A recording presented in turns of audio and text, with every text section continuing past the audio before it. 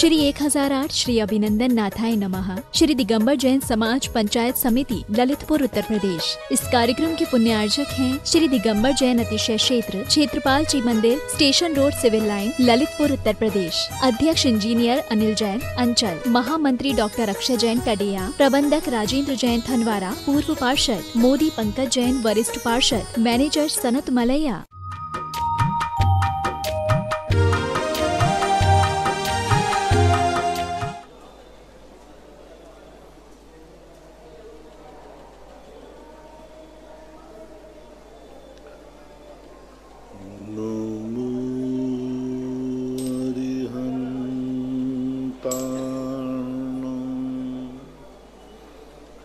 नमो सिद्धार्णं, नमो आयर्याणं, नमो वज्रायाणं, नमो लोये सर्वसाहूर्णं।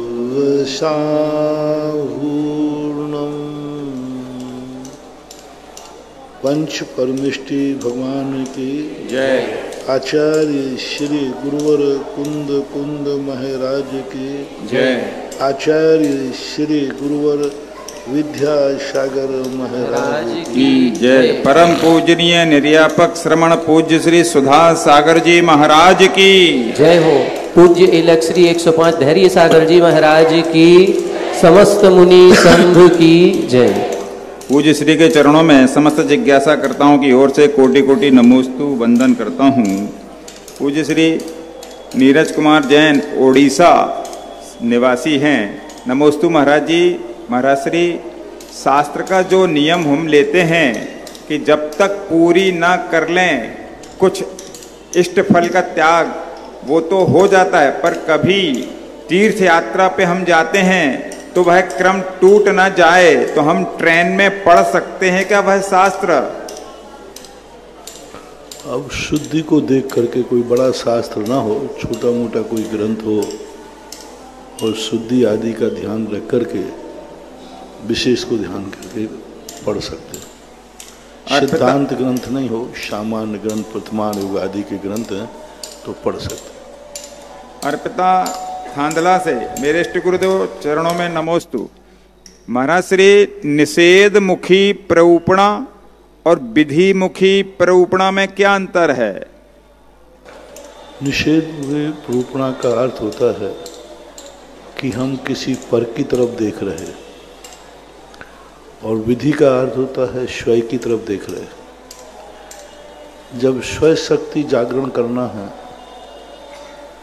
तो विधि कथन की तरफ देखिए। जब दूसरों के विघ्नों से डरना है, बचना है, विपत्ति से बचना है, बाहरी शक्तियां हमारे जीवन पर हावी न हो जाएं, तो आपको निषेध कथन पर जाना चाहिए। निषेध कथन का जब व्यक्ति ज्ञाता हो जाता है तो फिर उसके कोई व्यक्ति विघ्न नहीं डाल सकता, वो परेशान नहीं हो सकता। क्योंकि यदि अपनी ही शक्तियों पर ज्ञान करोगे तो फिर कभी भी तुम दुश्मन को जीत नहीं जाओगे, दुश्मन तुम्हें नकार देगा। तो जो हमारी दुश्मन शक्तियां हैं, नकारात्मक हैं, उन शक्तियों का भी ज्ञान हमें होना चाहिए।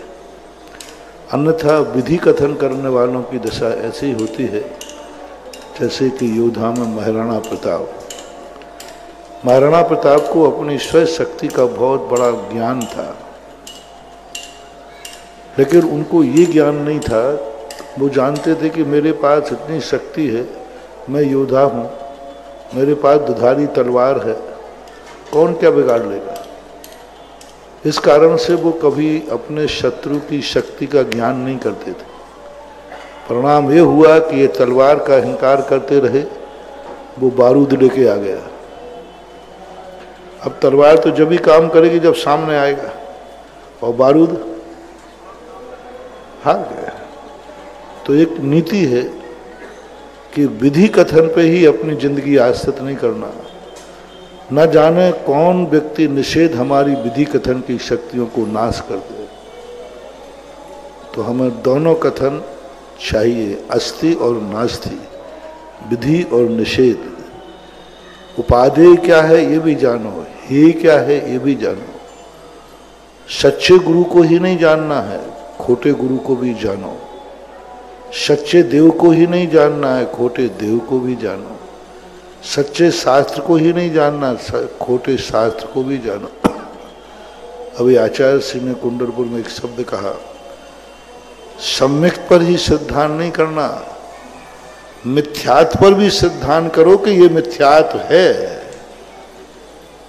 हम सम्यक पर सिद्धांत कर रहे हो, मिथ्यात्व क्या है पता ही नहीं। इसलिए दोनों कथन बहुत जरूरी हैं, क्योंकि दोनों हमारी जिंदगी के लिए बहुत सावधानी बरतना चाहिए। पर्व जैन टीकमगढ़, नमोस्तु गुरुदेव। जैसे हमें देवसास गुरु की पूजा रोज करनी चाहिए, लेकिन किसी दिन हमें कोई काम हो और उसी दिन कोई तीर्थंकर भगवान का कल्याणक हो, तो हमें देवसास गुरु की पूजा करनी चाहिए या तीर्थंकर भगवान की करना चाहिए? अब देवसास गुरु में सब आ जाता है, इसलिए देवसास गुरु की करना चाहिए।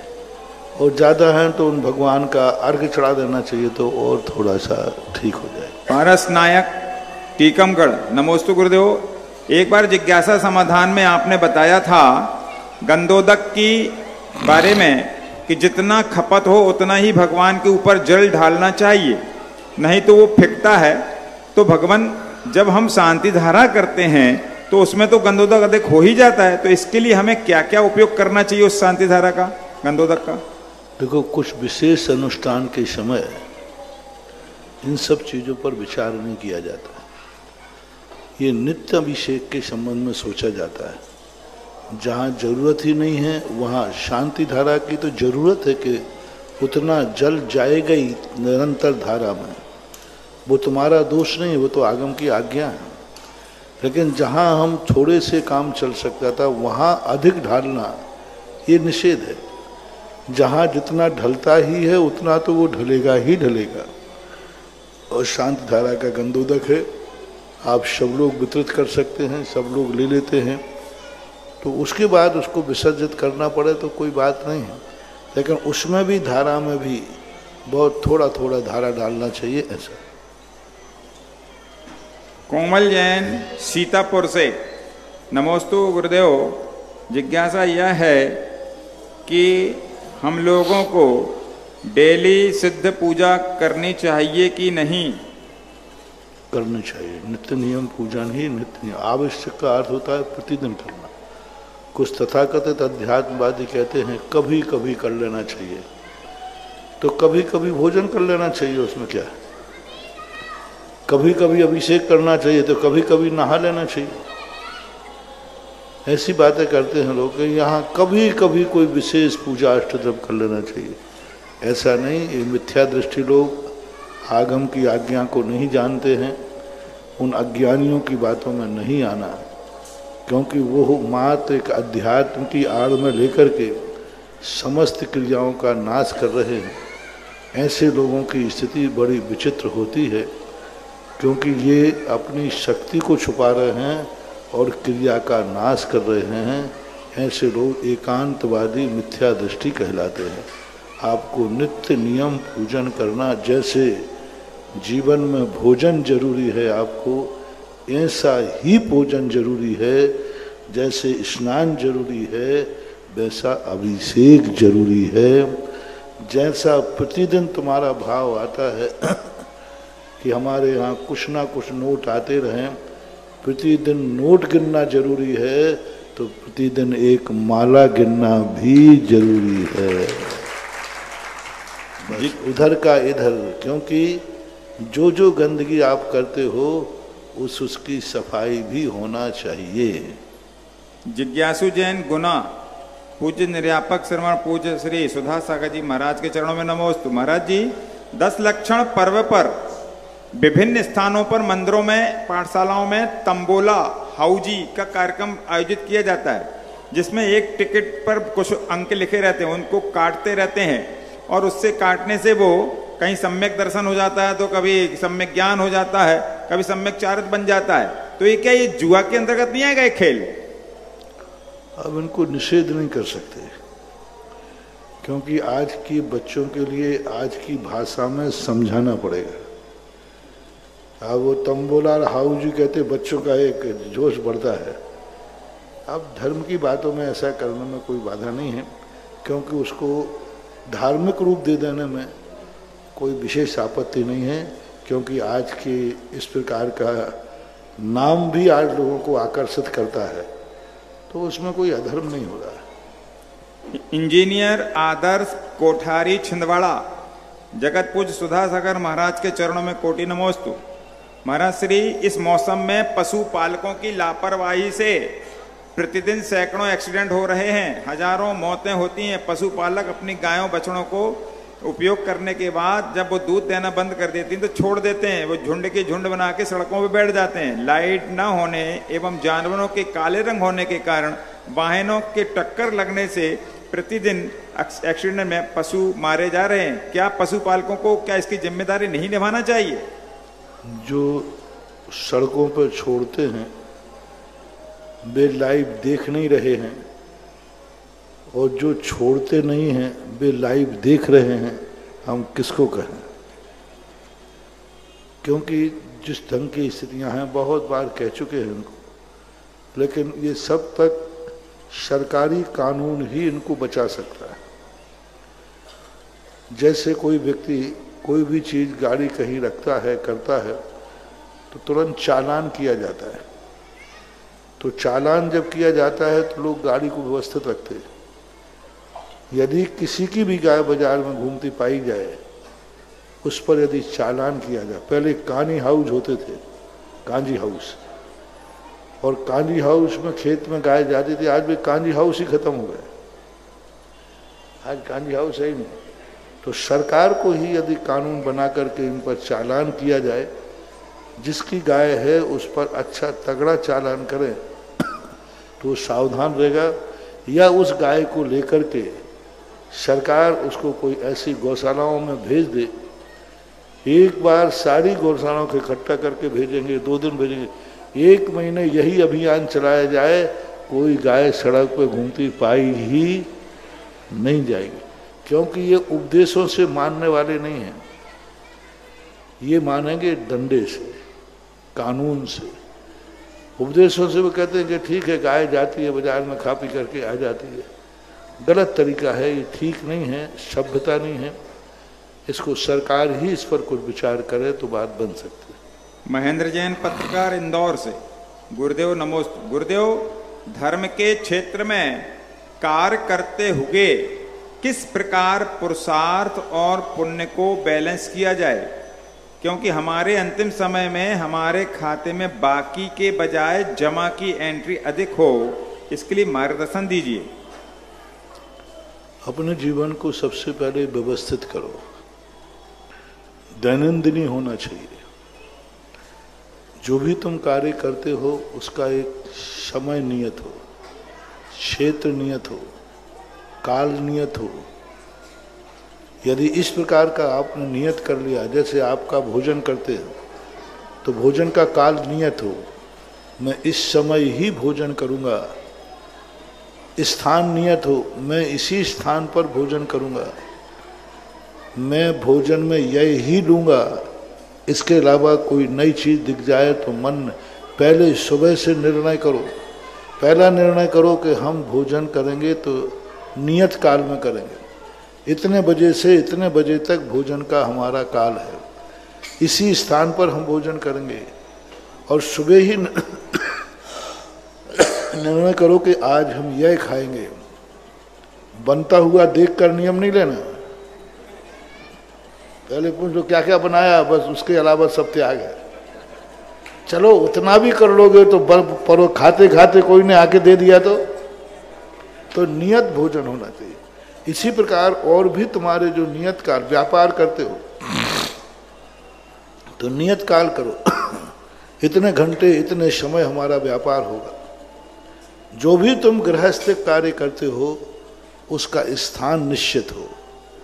हर कार्य हर पूरे घर में नहीं, पूरे बाजार में नहीं, दुनिया में नहीं, उसका काल निश्चित। यह कार्य हम यहाँ निश्चित करते हैं। इस कार्य का काल यह रहेगा, उस काल में यह कार्य करूँगा, अन्य काल में वह कार्य नहीं करूँगा, तो आप बहुत कुछ अपनी जिंदगी को व्यवस्थित कर सकते हो। मंदिर का काल नियत करो, यह काल मेरे मंदिर का है तो है, यह काल मेरे मंदिर में पूजा का है तो है, यह काल हमारी सामायिक का माला फेरने का है तो है, यह काल हम स्वाध्याय करते हैं तो है। हर चीज का यदि चाहे सांसारिक कार्य हो अथवा पारमार्थिक कार्य हो, सबका काल नियत और क्षेत्र नियत कर देने से व्यक्ति अपनी जिंदगी को संसार के कार्य करता हुआ भी व्यवस्थित रह सकता है और जिंदगी को बहुत अच्छी चला सकता है। अशोक कुमार गांधी 16 अहमदाबाद। नमोस्तु गुरुदेव। अनंतानुबंधी लोभ किसको कहते हैं और इसको कम करने का उपाय क्या है? इसको किरमिच के रंग के समान बताए। किरमिच का रंग क्या कहलाता है? कृमि का रंग होता है, वहीं बिलबिलाता रहता है, वहीं पर चाहे कुछ गंदगी पे गंदगी, गंदगी पे गंदगी, गंदगी वैसे ही और फिर कोई गंदगी करता जाता है। लोभ का अर्थ होता है यह वस्तु मुझे चाहिए, मरना पड़े तो मर जाऊंगा और मारना पड़े तो मार दूंगा, मिट जाऊंगा और मिटा दूंगा, लेकिन यह वस्तु मुझे चाहिए। ऐसा लोभ व्यक्ति के मन में आ जाता है तो वो अनंतानुबंधी लोभ करता है, जिसमें दूसरे को मिटा दे, स्वयं को मिटा दे, दूसरे का सुख छीन ले, स्वयं का सुख खत्म कर दे, दूसरे की शांति भंग कर दे, स्वयं को भी अशांत रखे, दूसरों को भी भय पैदा करे, स्वयं भी भयशील रहे। ऐसा लोभ किसी वस्तु को ले लूंगा तो सामने वाला भी डर रहा है और तुम भी डरोगे। ये सब अनंतानुबंधी लोभ के परिणमन हैं। ऑनलाइन जिज्ञासाओं के पश्चात जिज्ञासा समाधान के इस बहुचर्चित कार्यक्रम में आदिना चैनल, सुधा कलश चैनल और जनवाणी चैनल के समक्ष विराजित सभी गुरु भक्तों की ओर से और साक्षात यहाँ गुरु चरणों में विराजित सभी भक्तों की ओर से पूज्य मुनि श्री के चरणों में बारंबार नमोस्तु नमोस्तु नमोस्तु। पूज्य एलक श्री के चरणों में बारंबार इक्षामी इक्षामी इक्षामी। आज के जिज्ञासा समाधान कार्यक्रम में प्रथम जिज्ञासा रखेंगी श्रीमती चित्रा जैन, काका बस सर्विस, और इसके बाद तैयार रहेंगे डॉक्टर श्री राकेश जी मड़ावरा। माइक शीघ्रता से पहुंचा दें।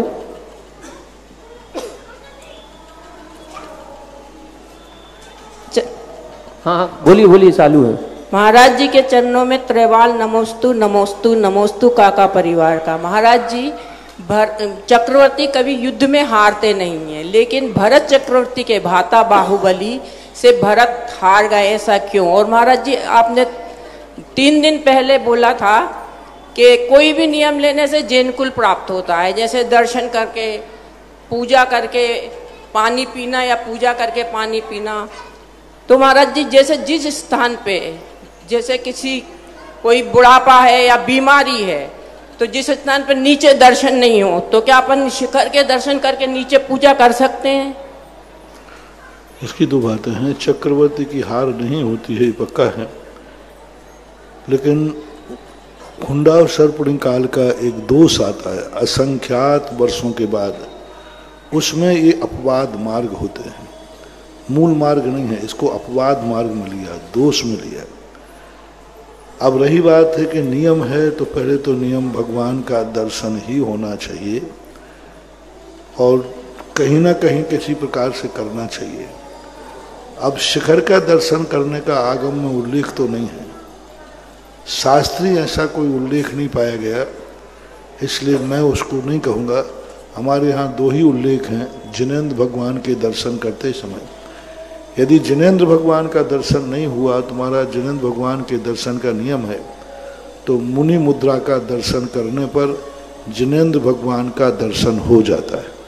ये तो आगम में लिखा है, क्योंकि जिन मुद्रा है वह एक द्रव्य है, लेकिन जो मंदिर शिखर है इसमें मुद्रा नहीं है। शास्त्र का दर्शन करने से नियम पूरा नहीं होगा, क्योंकि उसमें मुद्रा नहीं है। मात्र मुनि महाराज के दर्शन करने के संबंध में ये नियम आपका बन जाएगा। यदि शिखर नहीं, मंदिर नहीं मिला तो महाराज के दर्शन कर लो। अब शिखर के दर्शन आप कर लेते हैं आत्मसंतुष्टि के लिए, लेकिन आगम का वचन नहीं। पूज्यवर शांति सागर महाराज ने जब शिखर जी का विहार किया, उस समय हजारों लोग साथ चले, वृत्ति त्यागी वृत्ति थे। उस समय उन लोगों ने कहा कि महाराज हम लोग देव दर्शन का नियम है, कभी बिना दर्शन के नहीं खाए। तो महाराज ने एक ही बात कही, गुरु दर्शन ही देव दर्शन मान लेना चाहिए, जब देव दर्शन ना मिले तो। परिणाम ये निकलता था कि विहार करने के बाद आचार्य महाराज बैठते थे, सब लोग उनके पाद प्रक्षालन करके पूजा करके फिर पड़गाहन होता था। और आचार्य कुंदकुंद भगवान ने भी मुनि मुद्रा को जिन मुद्रा की संज्ञा दी। जिन रूप नरा धरा, जिन रूप को धारण करने वाले दिगंबर मुनिराज भी। तो ये दो का कथन है, शिखर के संबंध में मैं विधान तो नहीं कर सकता। इसके बाद जिज्ञासा करेंगे मड़ावरा से पधारे डॉक्टर श्रीमान राकेश जी, और तैयार रहे कुमारी सिमी जैन जतारा। परम पूज्य निरपक महाराज सुधा सागर जी महाराज के चरणों में दिगंबर जैन समाज मड़ावरा एवं चातुर्मास समिति का नमोस्तु नमोस्तु नमोस्तु महाराज जी। हम लोग बड़े पुण्यशाली हैं। मड़ावरा छोटे से कस्बे में अष्टम निरपक महाराज श्री अभय सागर जी, श्रवण मुनि श्री अभय सागर जी महाराज का मैं वर्षा योग मेला है, और अभी तक सभी कार्यक्रम बहुत अच्छे हुए हैं। हम आपसे आशीर्वाद चाहते हैं कि इसी प्रकार 10 लक्षण महापर्व भी हम लोग सानंद पूर्वक मना सकें। महाराज श्री हम लोग यही आशीर्वाद चाहते हैं। आशीर्वाद है, बहुत अच्छा है महाराज ने, आप लोग अच्छा कार्यक्रम करें, मेरा आशीर्वाद। चलिए अगली जिज्ञासा करें कुमारी सिमी जैन जतारा। इसके बाद तैयार रहेंगे भाई श्री राजदीप जैन सैदपुर। नमोस्तु महाराज जी, नमोस्तु महाराज जी, नमोस्तु महाराज जी। महाराज जी आज सुबह पड़गाहन के पहले की बात है कि कुछ आपस में कुछ लोग बात कर रहे थे कि महाराज जी तो कोई विधि लेते नहीं है, बस वो चेहरा देखकर ही जाते हैं जिसके घर जाना होता है। तो चेहरा देखना भी विधि है बाबू। तुम्हारा अरे सुनो सुनो सुनो, चलो हो गया, बात बता देता हूँ। मुनि महाराज की विधि का कोई भरोसा नहीं है। ये विधि ऐसी है जिसका कुछ नहीं कह सकते। ये जग भी नियम ले सकते हैं कि आज मैं फलाने चौके में जाऊंगा, इसने नंबर पे जाऊंगा। ये भी नियम ले सकते हैं, कहाँ तक, जब तक अंजलि नहीं छोड़ी तब तक का नियम। फलाना चेहरा वाला पड़गाएगा तो ही जाऊंगा, नहीं तो नहीं जाऊंगा, ये भी नियम। नाम से बहुत वीआईपी छूट है इसमें हमारे लिए, पूरी वीआईपी। अंजलि जब तक नहीं छोड़ी जब तक का नियम है। मान लो यहां से कोई नियम नहीं है, चौके में जाऊंगा, यदि सबसे पहले जब थाली बर्तन दिखाएगा उसमें यदि कोई पीतल का बर्तन दिख गया तो वहां हार लूंगा, नहीं तो वापस आ जाऊंगा। अब वहां तुमने थाली दिखाई, उस समय नियम ले लिया कि सबसे पहले थाली में यदि मिर्ची दिखाएगा उसमें नियम ले लिया कि थाली में यदि वो जब दिखाते समय सबसे पहले लौकी दिखाएगा, महाराज ये लौकी है, तो हार लूंगा, नहीं तो उठ के आ जाऊंगा। कोई भी नियम नहीं है किसी भी रूप में। ये बहुत वीआईपी छूट है, इसमें ना तो गुरु और ना तुम्हारा कुछ भी नहीं चल सकता। ये हमारा वीआईपी कोटा है, ये तो महाराज के हाथ में है। जहां जिस रूप में जाना है तो वो जा सकते हैं। गुरु भी इसमें पूछ नहीं सकते तुम्हारा क्या नियम है। ज्यादा इतना कह सकते गुरु, मान लो कोई नियम 2-4 दिन से नहीं मिल रहा है तो गुरु ये आदेश देने, आपने जो विधि ली थी मेरा आदेश है उसको बदल दो। क्या ली थी ये नहीं पूछेंगे गुरु, क्या ली थी तुम्हारी विधि क्या है, बस ये कहेंगे जो लिया है उसको बदल दो। और फिर दूसरे बदलने पर भी उसने और कठिन दे दी, सच तो और आगे का होता है। तो फिर अंत में गुरु आदेश दे देंगे, आज मैं विधि देता हूं तुम्हें, ये विधि लेकर के ही तुम जाओगे फलाने स्थान पर। हमारे शास्त्र में एक उदाहरण मिलता है, गुरु महाराज ने आदेश दिया एक महाराज का था कि वो फलाने स्थान पर किसी कारण से नहीं जाते थे। गुरु ने आदेश दिया आज की विधि यही है कि तुम्हें यदि वो व्यक्ति पड़ जाएगा तो आहार को तुम जाओगे, नहीं तो नहीं जाओगे। और वो व्यक्ति मिलेगा तो ही तुम आहार को जाओगे। अब वो तो मिल नहीं है जब गुरु ने कहा है तो ये स्थिति होती है। ये व्रत परिसंख्यान कहलाता है। इसके लिए सब व्यवस्थाएं की गई कभी व्यक्ति को देखकर जाओ, कभी परिस्थिति को देख के जाओ, कभी स्वयं की परिस्थिति देख के जाओ। हाँ, बीच में भी लौट सकता हूँ कि आज मैं जाऊँगा हार को, यदि 100 कदम पे होगा तो जाऊँगा और 1 किलोमीटर ले गया तो लौट के आ जाऊँगा। ये भी विधि हो सकती है। अब इतनी विधि हो सकती है कि यदि तुवन से आगे गया तो लौट आएंगे। इतने से भी आगे हो जाता। आज मैं छेदपाल के परिसर में ही लूंगा। आज मैं पश्चिम दिशा की तरफ पड़गाने वाला पश्चिम दिशा को ले जाएगा तो जाऊंगा, नहीं तो बीच में मान लो यहाँ से पड़ गया, किसी के यहाँ पड़ गया, अब वो मालूम नहीं कहाँ ले जाएगा। और मैंने नियम लिया कि पश्चिम को जाऊंगा और वो चला गया पूरब को, पीछे लो महाराज जी गलती क्या हो गई, गलती। अब गलती क्या कहा बताऊं तुम्हें, नहीं बता सकते। एक बार हुआ था सन 1987-88 घटना। एक स्थान पर चौके लगते थे, हम थे और एक निशंक सागर जी थे।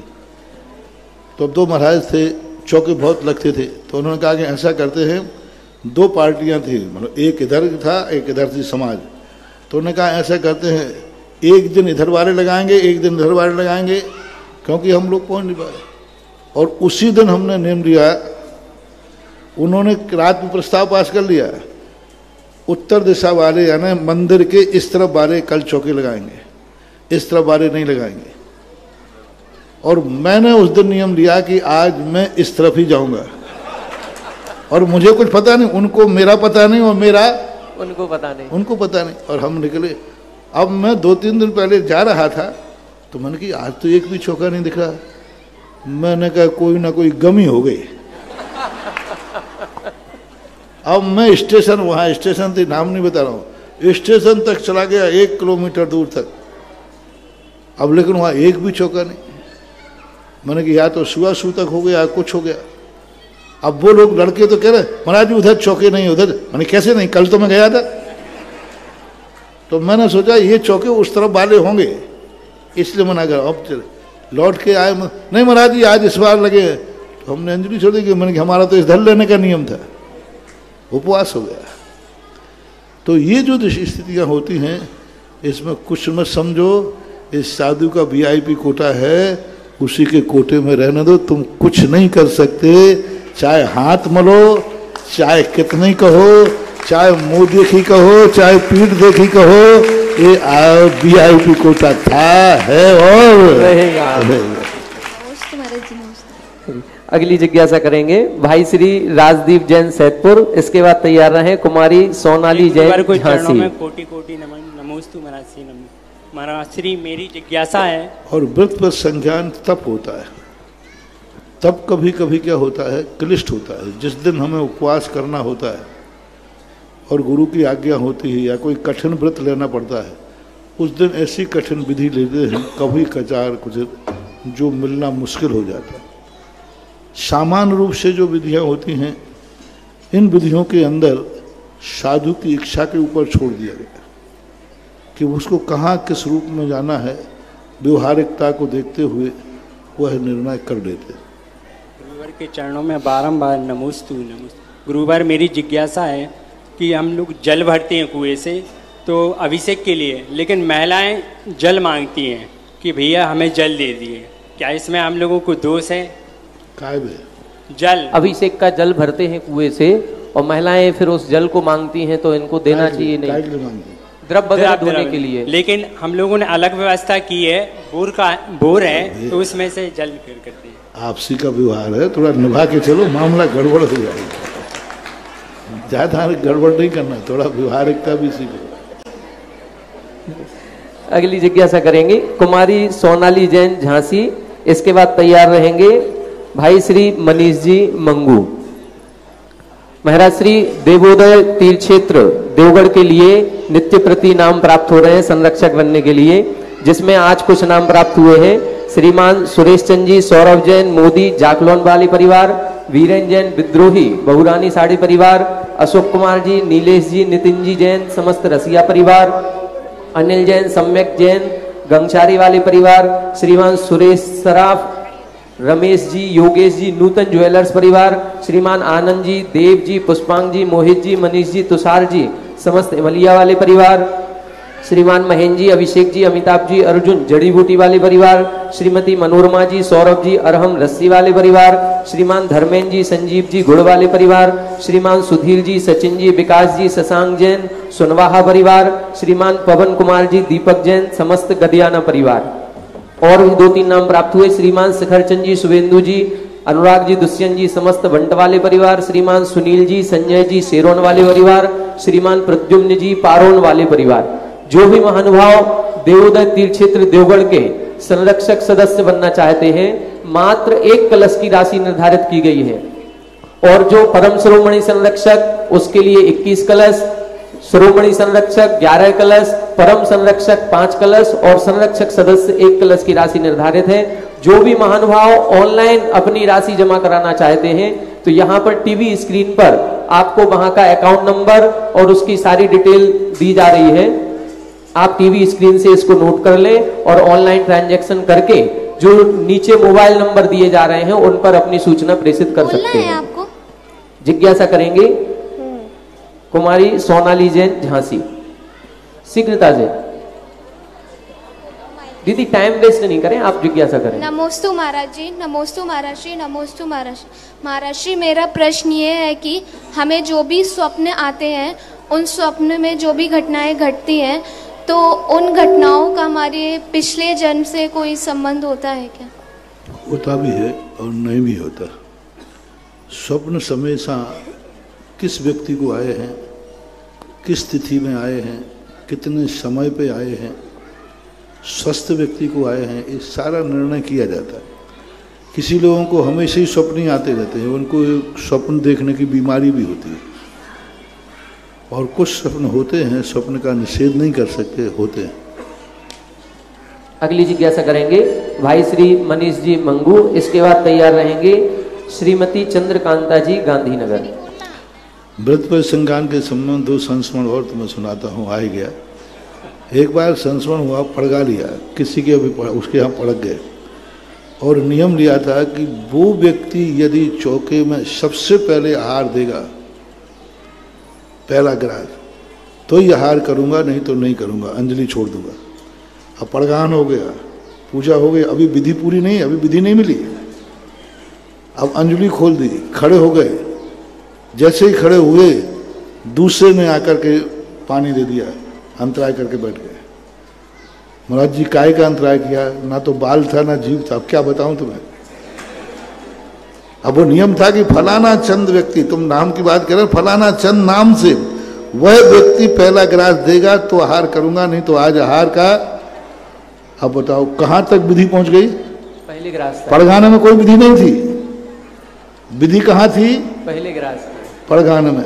अब एक बार विधि ऐसी हुई कि आहार लेते समय सबसे पहले व्यक्ति, तुम क्या देते हो, पानी दूध, यदि सबसे पहले वो कोई व्यक्ति ग्रास देगा तो ही उस दिन आहार ग्रहण होगा, नहीं तो नहीं। तुमने पानी दे दिया, बैठ गए। अब तुम्हारी गलती कहाँ है, बोलो।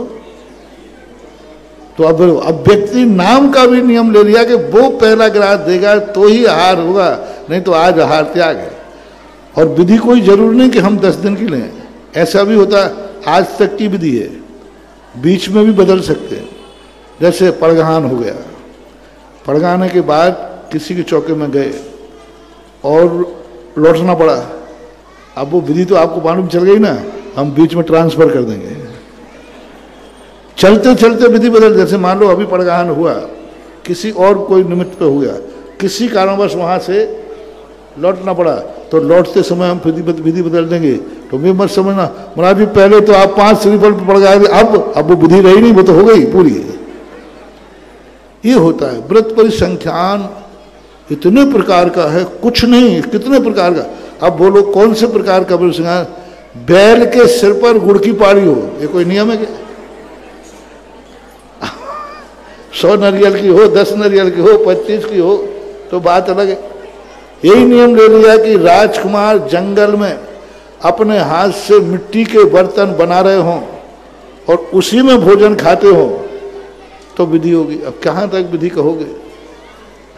एक महाराज ने नियम ले लिया कि अपने घर में वो नशेनी पे चढ़ रहा होगा। किस पे?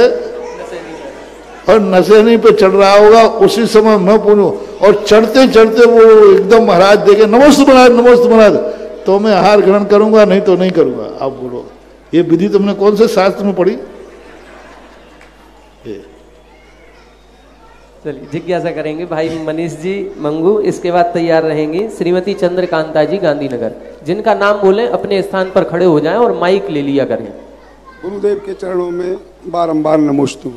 गुरुदेव, जैन धर्म कर्म प्रधान है, लेकिन बारंबार देखने में आता है कि लोगों के किसी कार्य नहीं होने की स्थिति में लोग कहते हैं कि मेरा ये अशुभ कर्म के उदय से यह कार्य नहीं हुआ।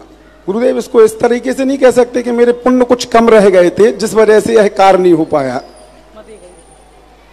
पुण्य की कमी से भी होता है और पाप के उदय से भी होता है। हमेशा कोई भी क्रिया के लिए दोनों नहीं, विधियात्मक और निषेधात्मक दोनों कार्य सोचना चाहिए, किसी भी चीज में हो। और धर्म क्रिया करते समय हमेशा संतोष सबसे ज्यादा करना है। जैसे आप लोग चौका लगाते हैं, आप ये मान के लगाएं कि हमारे यहाँ आहार नहीं होगा।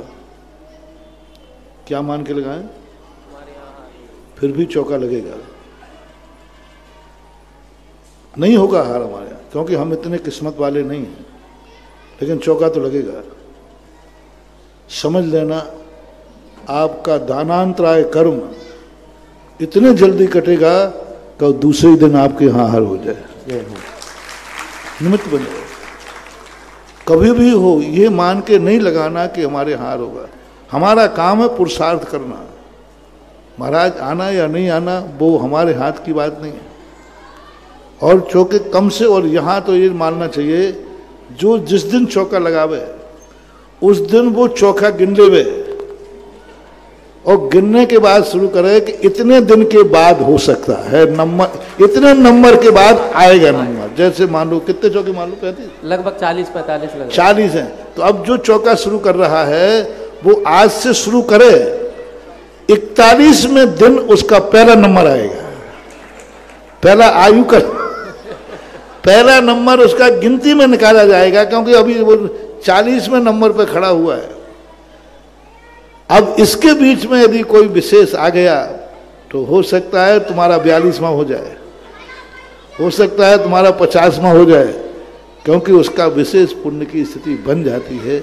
ऐसा बहुत आहारचर्या को सहज ही रहने दो। देने के उद्देश्य से नहीं, कर्तव्य करो।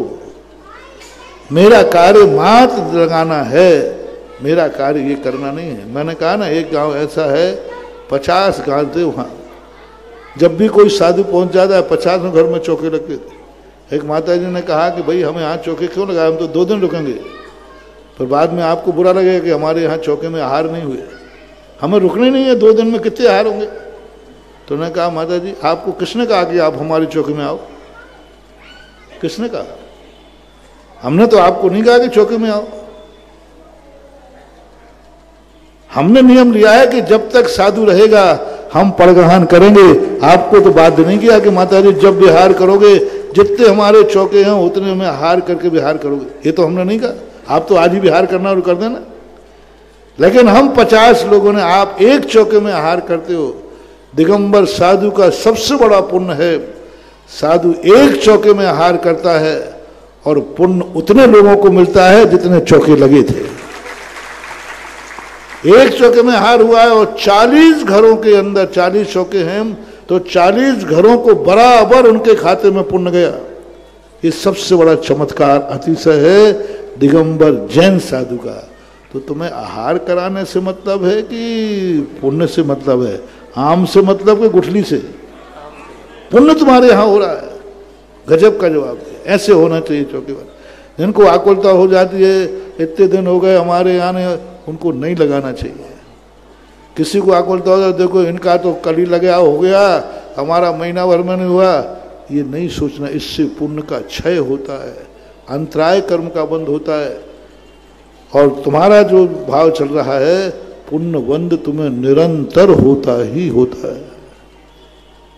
एक बार आचार्य श्री पास लोग गए, बोले महाराज मैं आचार्य श्री पास जाना छोड़ दिया। मैंने क्या बात हुई भाई? महाराज 10 बार हुआ है, आंख उठा के नहीं देख रहे, कुछ बोलते ही नहीं है। 10 बार हो गए, नारियल चढ़ा चढ़ा करके बोरी भर खाली कर दिया। एक बार भी आज बस वहां इतनी दूर से जाओ, मेहनत करो, वहां पहली बार तो नंबर ही नहीं, दूसरी बार मिलेगा तो बस 1 मिनट का, और आचार्य शिव को सुनना नहीं, हमने छोड़ दिया। मैंने कहा बहुत अच्छी बात है। मैंने कहा एक काम करो, मैं तुम्हें आचार्य शिव से मिलवा दूंगा। इतने बार जो तुम गए, महाराज का दर्शन हुआ कि नहीं? बोले दर्शन तो हुआ। मैं कि दर्शन का पुण्य सब हमें दे दो, नारियल का पैसा हम दिलवा देते हैं।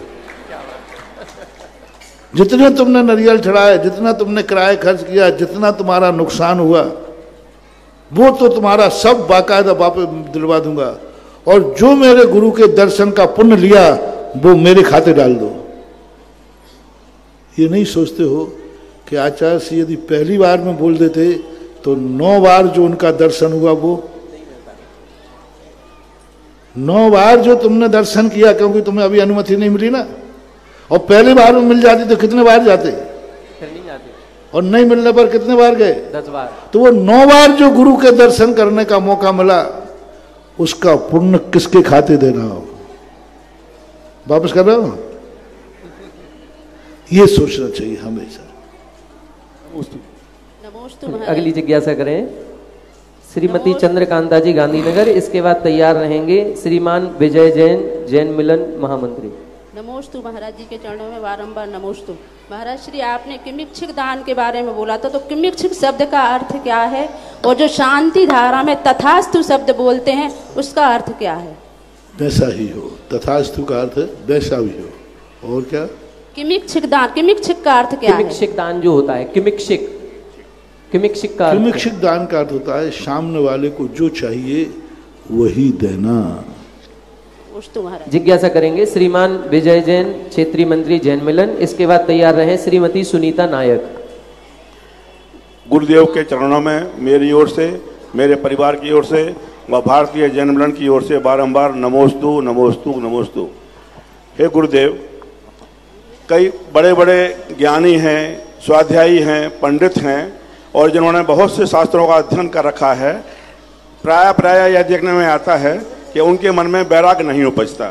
लेकिन जो अल्पज्ञ हैं, सामान्य ज्ञान मात्र जिन्हें है, वो अल्पायु में ही दीक्षा ले लेते हैं, जैसे हमारे आचार्य श्री और उनका पूरा संघ।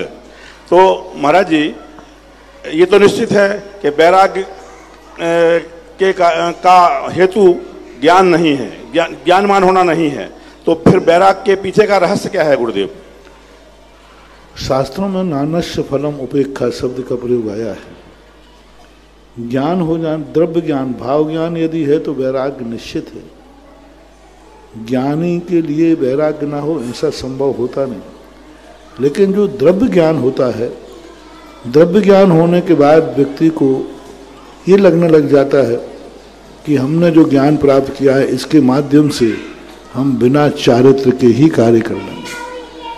चोर को लगने लग जाता है कमाने की क्या जरूरत है, मैं डाका डाल के कर लूंगा, उसको व्यसन हो जाता है। जरूरत क्या है, मैं डाका डाल लूंगा। जेब कट को क्यों कमाएगा, कि मैं बिना कमाए ही जेब काट लूंगा। बेईमान जो लोग होते हैं उनको कहते हैं भाई धंधा पानी करने की क्या जरूरत, मैं तो जुआ से कमा लूंगा, 5 से फेंक करके। लोग कहते हैं दुकान पर बैठने की क्या जरूरत, मैं स्मगलर करूंगा और पैसा कमा लूंगा। क्योंकि उसके बाद कर मेरे पास ऐसी बुद्धि है कि मैं पुलिस को चकमा दे करके भी स्मगलर कर सकता हूं। ज्ञान हो गया विशेष। मेरे में ऐसा ज्ञान है कि जैसे शकुनी मामा 5 से फेंक करके राज्य जीत सकता हूं, युद्ध लड़ने की क्या जरूरत है। ऐसा ही पंडितों में एक भाव आ जाता है कि मेरे पास ज्ञान है, मुझे चारित्र तपस्या करने की जरूरत नहीं है, मैं ज्ञान के बल पर अपने कर्म काट लूंगा, ज्ञान के बल पर हमारा पुण्य सदगति हो जाएगी। ये उनका भ्रम ऐसा ही है जैसे एक जुआरी का है कि पैसा कमाने की जरूरत नहीं है, 5 से फेंकूंगा और पैसा आ जाएगा, डाका डालूंगा और पैसा आ जाएगा। ये उनके अंदर, और ये किनके अंदर आता है, जो विशेष बुद्धिमान होते हैं। वे ही स्मगलर करते, साधारण लोग नहीं करते। वे ही जुआ खेलते हैं जो विशेष दिमागदार होते हैं। ऐसा ही जो विशेष ज्ञानवान होते हैं वे चारित्र के बिना धर्म कमाने का अहंकार करते हैं, शकुनी मामा जैसा। इसलिए जिज्ञासा करें श्रीमती सुनीता जी नायक, इसके बाद तैयार रहेंगे श्रीमान आनंद जी अरिहंत स्टोर।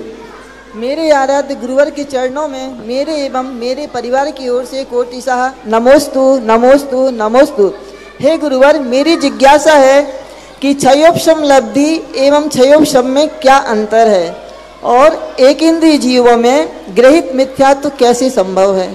क्षयोपशम एक सामान होता है, ज्ञान चारित्र आदि में क्षयोपशम होता है।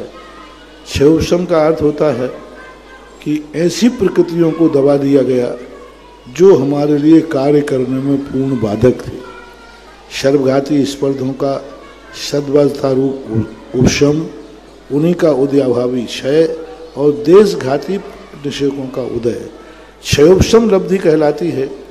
जो उसने संसार में आज तक अशुभ किया है उस अशुभ के प्रति उसकी अरुचि हो जाती है, वो संसार के कार्यों से रुचि हट जाती है और जैसे उसकी रुचि हटती है तो वह कुछ अच्छा सोचने के लिए मन बना लेता है, तैयारी कर लेता है।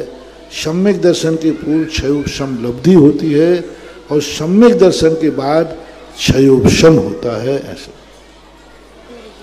अगली जिज्ञासा करेंगे श्रीमान आनंद जी अरिहंत, इसके बाद तैयार रहे श्रीमती नेहा जैन भंडारी। श्री भगवान के चरणों में, सुधा सागर जी महाराज जी के चरणों में सादर नमन नमन नमन। मेरी जिज्ञासा है गुरुवर कि जैसे जी हम द्रव्य धोकर और पूजन करने के लिए मंदिर जी में प्रवेश करते हैं और पूजन करने के बाद, विसर्जन करने के बाद और नीचे आके दोबारा से अभिषेक करते हैं और प्रक्षाल भी करने के लिए तैयार रहते हैं, तो इसमें कितना क्या दोष है? होना तो नहीं चाहिए, लेकिन कभी कभी किसी को जल्दी जाना है, महिलाएं वगैरह हैं, आप लोगों को अभिषेक का समय लेट है, ऐसी परिस्थिति में पूजा कर लेते हैं तो कोई महान दोष नहीं है। लेकिन इसको मार्ग बना लेना ये ठीक नहीं। परिस्थिति में करने में कोई बाधा नहीं। कई बार भगवान का अभिषेक नहीं होता है और कितने लोग पूजा करके चले जाते हैं। जल्दी जाना है पूजा, तो ऐसा कोई दोष नहीं है, लेकिन फिर भी सही यही है कि अभिषेक के बाद पूजा होना चाहिए। इसके बाद तैयार रहें श्रीमती नेहा जैन भंडारी और इसके बाद जिज्ञासा करेंगे श्रीमान कोमल चंद जी रोना वाले परी। मुनिश्री के चरणों में त्रिवान नमोस्तु नमोस्तु नमोस्तु। मुनिश्री जी, ये मेरे मन की व्यथा भी है कि सन 2017 में जब पूज्य मुनिश्री अभय सागर जी का चतुर्मास हुआ था, तब इसी मंच से सारी ललितपुर जैन समाज ने कुछ नियम दिए थे। उन नियम में एक नियम ये भी था कि किसी भी मंदिर में जब भी कोई कन्या या स्त्री या कोई भी महिला प्रवेश करती है तो वह अपना सिर ढककर प्रवेश करेगी और जीन्स वगैरह आदि पहनकर प्रवेश नहीं करेगी। तो महाराज जी, मेरी जिज्ञासा इस संबंध में ये है कि ये हमने जो सामूहिक रूप से नियम लिया था, तो इस नियम का हम लोगों को, जो हम लोग इसको नियम को नहीं मान रहे, तो इसका क्या फल होगा? नमस्ते महाराज जी। भगवान और गुरु सदा से नियम देते आए और आप लोग सदा से नियम तोड़ते आए। ये नियम हम देने से बाज नहीं आएंगे, तुम तोड़ने से बाज नहीं आएंगे। बार बार नियम होते हैं, फिर लोग भूल जाते हैं, फिर नियम ले लो। अब जितनी भूल चूक हो गई आज से फिर ले लो, फिर अगले चतुर्मास तक चलेगा, कोई महाराज आएगा फिर बोलेगा चलने दो। है जितना धक्का लग जाए उतना बार बार नियम बनते हैं, टूटते हैं, फिर बनते हैं। नियम टूटना नहीं चाहिए व्यवस्था, लेकिन संसार है, टूट जाते हैं। कुछ नए लोग आ जाते हैं, पुराने लोग उसको भूल जाते। महाराज में पता ही नहीं चला कि मैंने नियम लिया था। पालन करना है, नियम लेते हैं, पालन करना चाहिए, यही मैं कहूँगा। और जब टूट जाए, जिस दिन पता चले कि मेरा नियम टूट गया है, आई एम सॉरी कह करके आगे चालू कर देना चाहिए। जिज्ञासा करेंगे श्रीमान कोमल चंद जी रोना वाले और इसके बाद तैयार रहे श्रीमती अंजलि जैन बबीना। नमोस्तु महाराज जी, नमोस्तु महाराज, नमोस्तु महाराज जी। आत्मा और जीव में क्या भेद है? आत्मा और जीव में क्या भेद है? आत्मा और जीव, आत्मा एक तत्व है, कहते हैं ना, उसकी आत्मा क्या है, उसका स्वरूप क्या है। स्वरूप को आत्मा बोलते हैं, स्वभाव को नहीं। स्वरूप में, स्वभाव में और जीव में अंतर है। जीव और जीव का स्वभाव, जीव का स्वरूप, स्वभाव नहीं। जीव और जीव का जो स्वरूप है, जो जीव का स्वरूप है वो आत्मा है, जो ज्ञायक स्वभावी है। और जीव जो है वो गुण और पर्यायों का पिंड रूप है, द्रव्य है। जीव द्रव्य है और आत्मा उसका जो तत्व है, हार्द है, हृदय है, ऐसा मानना चाहिए। क्योंकि आत्मा की जो परिणति है, उज्ज्वल कुंदकुंद स्वामी ने आत्मा का ध्यान करने को कहा, पूरे समय सार में जीव का ध्यान करने को नहीं कहा। जितने अध्यात्म ग्रंथ हैं उनमें जीव का कहीं ध्यान करने को नहीं कहा, आत्मा का ध्यान करा। अप्पा अप्पा में रहो, इनमें परम होवे झाणम, आहे आत्मन तू आत्मा में रहे। कुंदकुंद स्वामी ने जितना भी कहा आत्मा का स्वभाव कहा है। अहम को खरु शुद्धो दंसन नान मयो सदारूबी नबी अर्थ मज्ज कंचबी, आत्मा का स्वरूप बताया। आत्मा की परिभाषा बताई, अरस मरूपम गंधम अब्बतम छेदना गुणमन सदम जान अलग ग्रहणम जीव मणुदिठ संठानम। वहां जीव शब्द कह करके भी स्वरूप बताया आत्मा का। तो ये आत्मा जो है उस जीव का जो स्वरूप होता है, उस स्वरूप को इंगित करती है। मुझे जीव से मतलब नहीं है, हमें जीव के स्वरूप से मतलब है। किसी को नींबू से मतलब नहीं है, नींबू का स्वरूप क्या है। आप नींबू खाना चाहते हैं या खटाई खाना चाहते हैं? आपका खाने का मतलब क्या है? खटाई। खटाई उसकी आत्मा है, स्वरूप है। नींबू उसका नाम है। तो जीव का जो एक ज्ञायक स्वभाव स्वरूप है, जीव का एक चैतन्य स्वरूप है, जीव का जो अनंत चतुष्ट रूप है, वह आत्मा है। 6 द्रव्यों में आत्मा नहीं आती, 7 तत्वों में भी आत्मा नहीं आती, 9 पदार्थों में भी आत्मा नहीं आती। आत्मा वो स्वरूप है जिस स्वरूप को हमें ध्याया जाता है, प्राप्त किया जाता है, उसको बोलते हैं आत्मा। जिज्ञासा करेंगे श्रीमती अंजलि जैन बबीना, इसके बाद तैयार रहे श्रीमती गुणमाला जी। हे गुरुवर नमोस्तु नमोस्तु नमोस्तु। गुरुवर, क्या मंदिर में किसी का मरण हो जाए क्या मंदिर अशुद्ध हो जाता है क्या? मंदिर में अगर किसी का मरण हो जाए तो क्या मंदिर अशुद्ध हो जाता है? नहीं, ऐसा कुछ नहीं। मैं तो कहता हूँ सारा दुनिया का हर व्यक्ति मंदिर में मरे। गुरु मूले इति निश्चिते चैत्य सिद्धांत वादि सदघोषे मम भवतु जन्म जन्मनि समन्वितम मरणम। पूज्यपाद स्वामी कहते हे भगवान, मेरा मरण हो, कहाँ हो? जैन देव का मंदिर हो, गुरुओं का वास हो और गुरु महाराज प्रवचन कर रहे हो, जनवाणी का स्वाध्याय कर रहे हो, उस समय मेरे प्राण निकल जाए, मेरे अभाग्य है। कुछ नहीं देता, शुद्धि हो जाती है। वो तो भाग्यशाली जीव है जिसका मंदिर में मरण हो जाता है। श्रीमती गुणमाला जी, इसके बाद तैयार रहे श्रीमती ज्ञानमाला जी मड़ावरा। मेरे इष्ट गुरुवर को त्रिवार नमोस्तु। महाराज जी, मेरी जिज्ञासा है कि प्रथमो सम्यक और द्वितीयो सम्यक की परिभाषा क्या है और ये कब और कैसे होता है और इसका समय? प्रथमोपसम सम्यक दर्शन का अर्थ है कि जो मिथ्यात्व के 3 टुकड़े करके सम्यक मिथ्या, सम्यक प्रकृति, इन तीनों को उपशमित किया जाता है और अनंतानुबंधी क्रोध मान माया लोभों को, इन 7 प्रकृतियों के लिए एक अंतर्मुहूर्त के लिए उपशमित किया जाता है। उसको बोलते प्रथमोपसम सम्यक दर्शन, जो पंचलब्धि पूर्वक होता है। द्वितीयोपसम सम्यक दर्शन में जो है अनंतानुबंधी कषाय मात्र का विसंयोजना की जाती है, यानी सत्ता से हटा करके अन्य प्रकृति रूप कर दिया जाता है। दर्शन मोहिनी की सत्ता बराबर बनी रहती है, दर्शन मोहिनी की सत्ता का अभाव नहीं, मात्र अनंतानुबंधी की सत्ता को अभाव करके और उपशम श्रेणी चढ़ता है और वो उपशम श्रेणी चढ़ने वाला लौट करके वापस आता है, उसको द्वितीयोपशम इसलिए कहते हैं कि एक अंतर मुहूर्त तक ना तो दर्शन मोहिनी है और ना अनंतानुबंधी है। दोनों में, उपशम में और द्वितीयोपशम में एक समान प्रक्रिया है। फर्क इतना है कि प्रथमोपशम में अनंतानुबंधी की सत्ता है और द्वितीयोपशम में अनंतानुबंधी की सत्ता का अभाव है। ये दोनों में अंतर होता है। जिज्ञासा करें श्रीमती ज्ञानमाला जी मड़ावरा, इसके बाद तैयार रहें श्रीमती सुधा जी खनिया धाना। श्री गुरु जी के चरणों में कोट कोट प्रणाम। नमस्ते महाराज।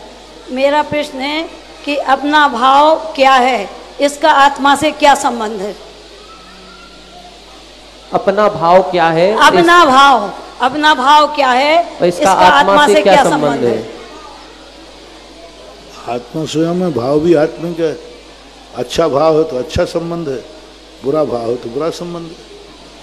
भाव आत्मा का ही है, अपना क्या है? अपना ही तो आत्मा है। स्वातत्व से संबंधित है क्या आपका? अभिना भाव क्या है?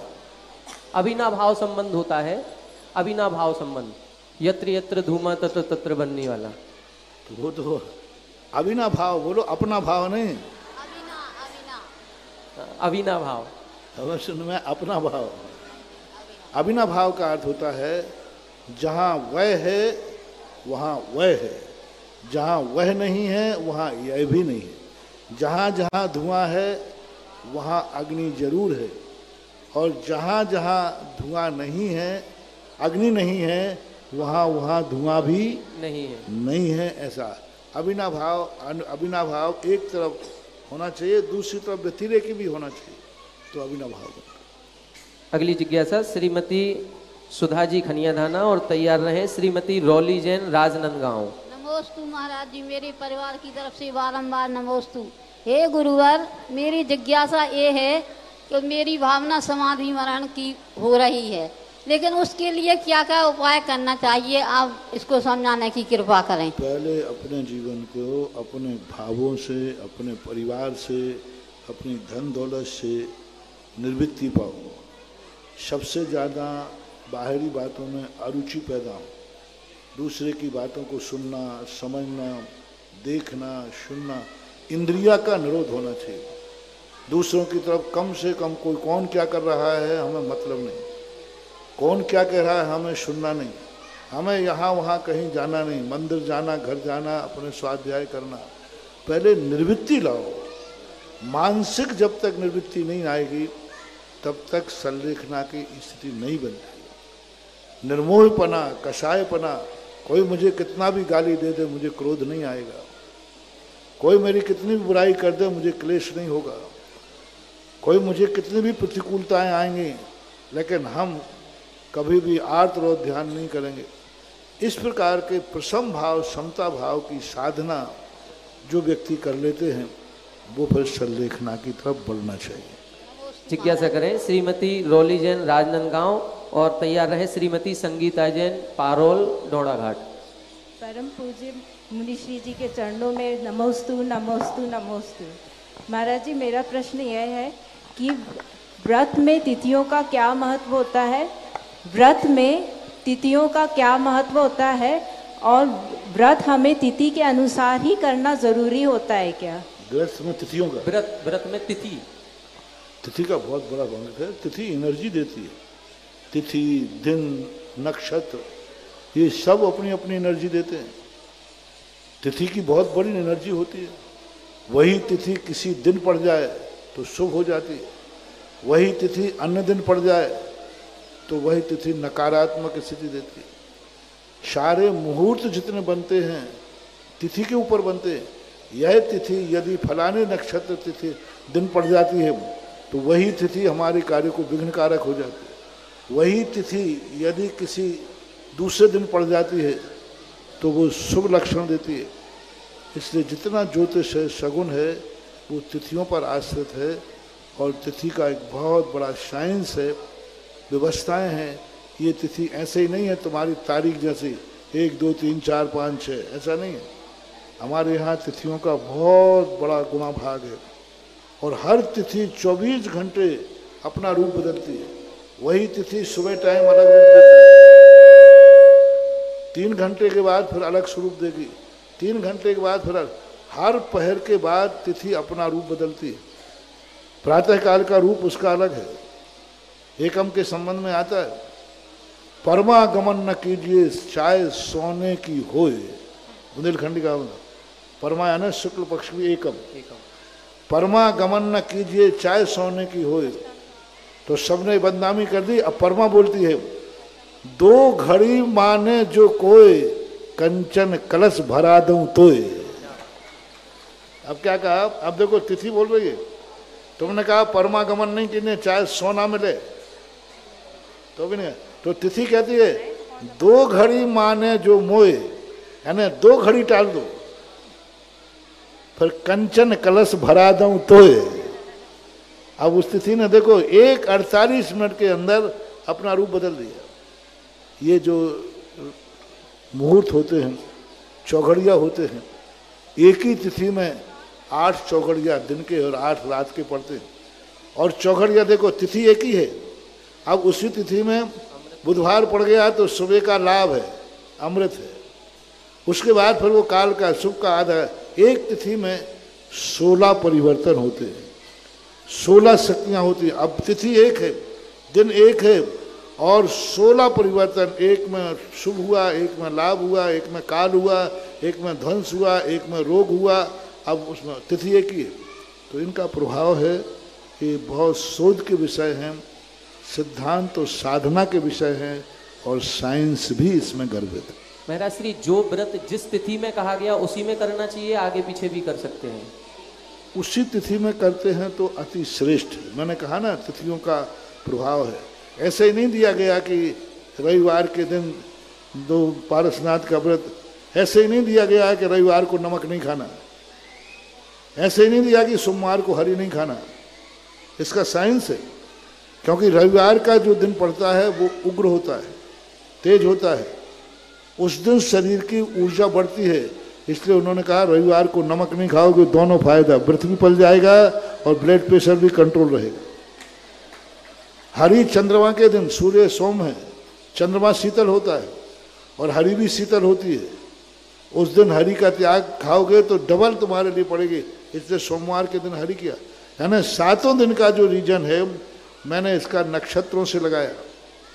मैंने सोचा रविवार को ही नमक क्यों, शनिवार को छोड़ दूंगा। ये कह देते भाई एक दिन हफ्ते में नमक छोड़ो, एक दिन हरी छोड़ो, नहीं सोमवार को ही हरी छोड़ना। हरी है ना, हरी क्यों? फिर मैंने इसको खोज किया कि मैंने सोमवार का दिन क्यों है। मैंने कहा अरे ये तो चंद्रमा का दिन है और चंद्रमा अपने आप में शीतकारी होता है और सब्जी भी शीतकारी हो। उन्होंने कहा डबल शीत मत करो। मंगल बुध सारे जितने भी हरियाँ रसी हैं, इन सबका साइंटिफिक सिद्धांत है। जिज्ञासा करें श्रीमती संगीता जी, पारोल ढोणाघाट। और आज की अंतिम जिज्ञासा करेंगी श्रीमती रजनी जैन। मेरे गुरुदेव मेरे परिवार की ओर से तिरवार नमोस्तु नमोस्तु माँ जी। मैं 12 वर्ष की छात्रा हूँ महाराज जी। इस बार मेरा रिजल्ट नहीं आया। और महाराज जी अष्टांग का पर्व और 10 लक्षण में कौन से पर्व महान है? 10 लक्षण पर्व और अष्टांग का पर्व में कौन सा पर्व महान है? महाराज श्री 2 प्रश्न इनके हैं। जो मान लो वही महान है। अंतर बता। 10 लक्षण पर्व अलग स्वरूप वाले हैं, अष्टांग का पर्व अलग स्वरूप वाले। अष्टांग का पर्व में तिथि का महत्व होता है, अष्टांग का पर्व में काल का महत्व होता है।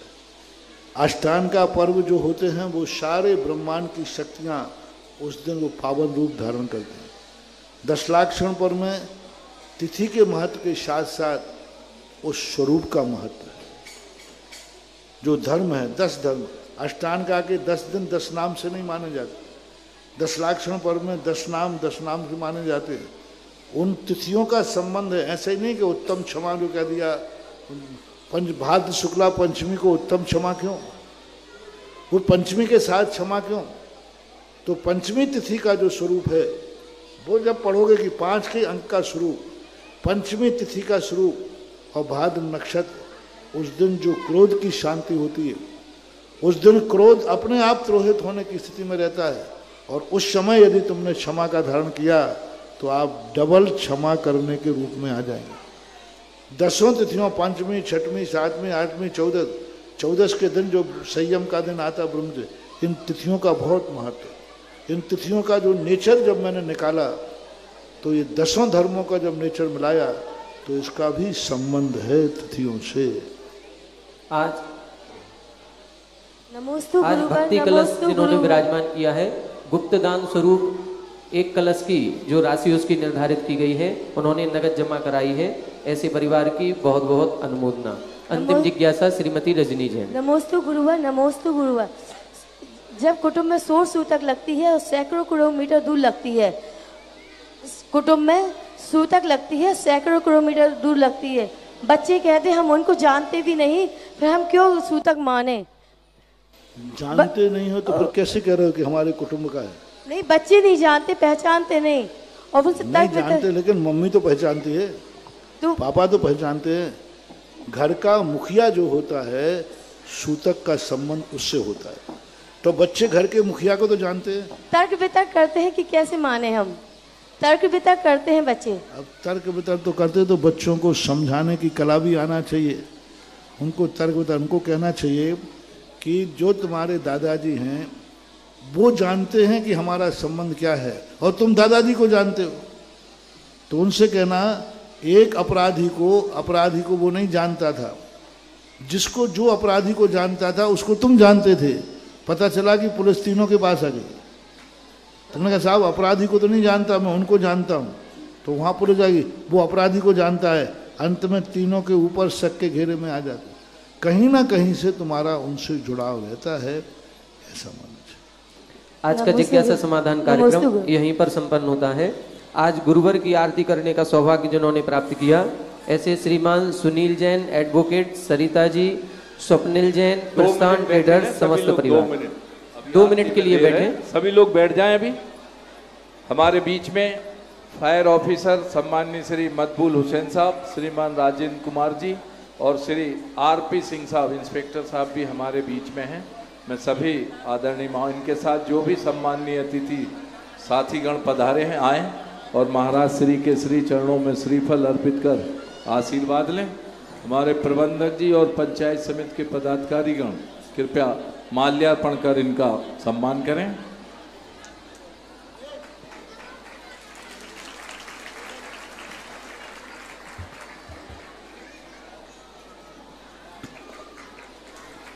हमारे अशोक कुमार जी, सुधा जैन, अंकिता, आस्था, अनुभा, सृष्टि एवं अर्णव जैन देलवारा परिवार वालों ने शांति धारा, पाद प्रक्षालन, सास भेंट, महाआरती और सर्वोदय कलश सारी राशियां एक साथ जमा नगद करा दी हैं। आएं और श्रीफल अर्पित कर आशीर्वाद लें।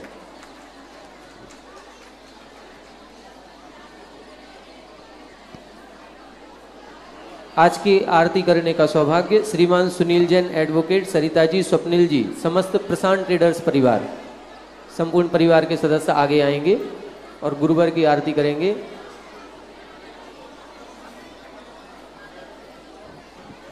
देवगढ़ में संरक्षक सदस्य बनने का सौभाग्य श्रीमान सुनील कुमार, संजय कुमार, सेरोन वाले, ललितपुर। एक और महत्वपूर्ण सूचना, आप सभी महानुभाव ध्यान रखें।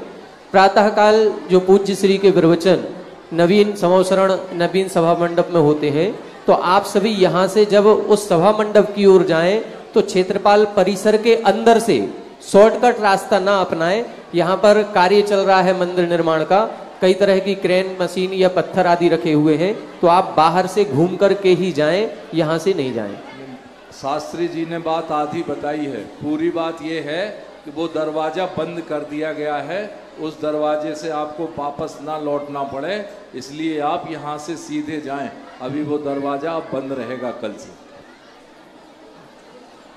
आरती प्ले कर दें।